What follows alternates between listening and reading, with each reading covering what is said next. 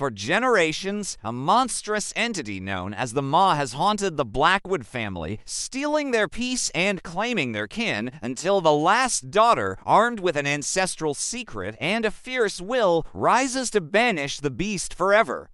Blackwood Farmhouse. Night 1888 rain lashed against the windows. A flickering oil lamp casts long shadows. Elara 30s, wide-eyed with terror, clutches her infant, Lily, to her chest. Her husband, John 30s, grim, holding a rusty shotgun, stares at the bolted door.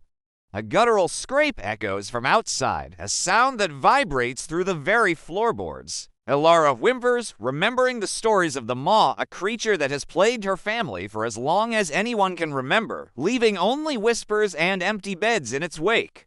John tightens his grip on the shotgun, his face a mask of primal fear.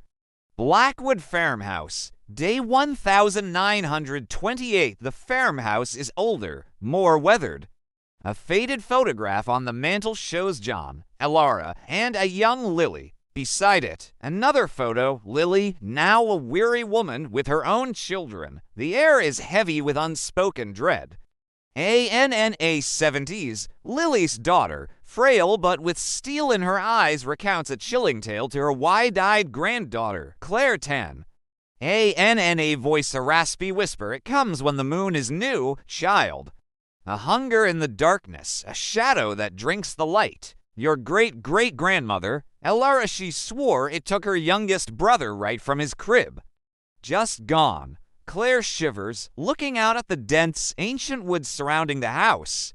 The woods seem to press in, almost alive. Blackwood Woods and IGHT 1998. The woods are even denser now, more foreboding. MISTY 20s, rebellious, trying to escape her family's superstitions, argues with her father, ARTHUR 50s, burdened, trying to protect her.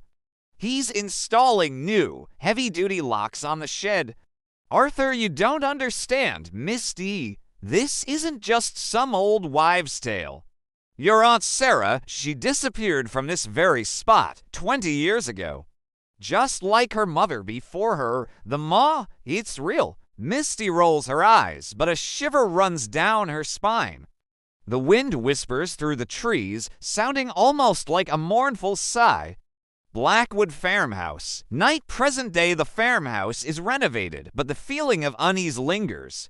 The walls are adorned with framed genealogies, each line bearing the same tragic pattern. Unexplained disappearances. ANN 820s, Misty's daughter, the last of the Blackwood line, intelligent and determined, studies an old, leather-bound journal. The journal is filled with cryptic symbols and frantic entries detailing encounters with the Maw. It describes a creature of impossible shadows and an ancient, insatiable hunger. Anna, unlike her ancestors, refuses to live in fear. She's been researching, cross-referencing old texts with her grandmother Misty's vague, haunting memories. She believes the Maw isn't just a beast, but something more, a curse, a spiritual entity tied to the land. She deciphers a recurring symbol in the journal, a coiled serpent entwined with a crescent moon. Blackwood Woods Day, present day. Anna ventures deep into the woods, armed not with a weapon, but with a backpack full of research materials and a fierce resolve. The journal has led her to an ancient, gnarled oak tree, unlike any other.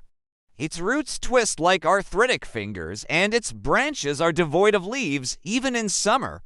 This is it. This is where the Maw's influence is strongest. Anna finds an almost invisible crevice at the base of the tree. Inside, she discovers a collection of ancient, ritualistic tools, polished stones, dried herbs, and a small, tarnished silver amulet engraved with the coiled serpent symbol. She recognizes the symbol from the journal. This wasn't just a curse. It was a forgotten ward, a banishment ritual. Blackwood Farmhouse, night present day. The new moon hangs in the sky, a sliver of silver. Anna prepares. She places the ancient tools in a circle around the living room, following the journal's instructions. She wears the silver amulet around her neck. Her mother, Misty 50s, now believing, her face etched with fear, but also hope, watches, her hands clasped together in prayer. The familiar, horrifying scrape begins outside, closer than ever. The house groans, the floorboards vibrate. A cold, suffocating presence seeps into the room, smelling of earth and ancient decay. The Maw is here. Blackwood farmhouse. Night present day, the shadows in the room deepen and writhe, forming an indistinct, colossal shape. It's not truly visible, but its presence is overwhelming, a void of pure malice. It lunges, not with teeth or claws, but with an unseen force that makes the very air shriek. Anna, her heart pounding, begins to chant, her voice clear and strong.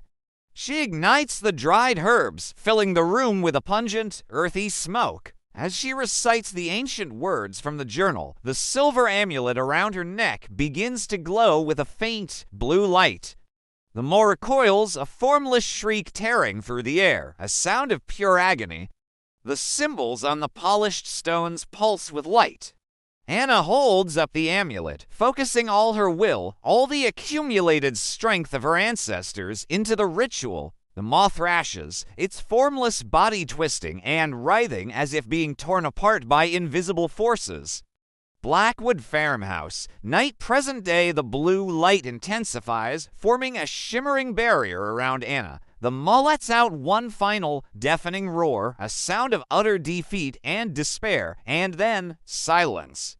The shadows recede, the air clears, and the oppressive cold lifts. Misty rushes to Anna, tears streaming down her face. The ritual is complete. The Maw is banished. Blackwood farmhouse. Present day, the sun shines brightly on the Blackwood farmhouse. The woods, though still ancient, no longer feel menacing.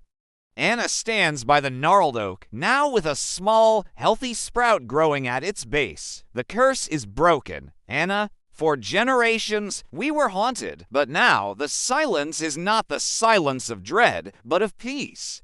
The Echoing Maw is gone, banished to the forgotten places, and the Blackwood name will finally know light.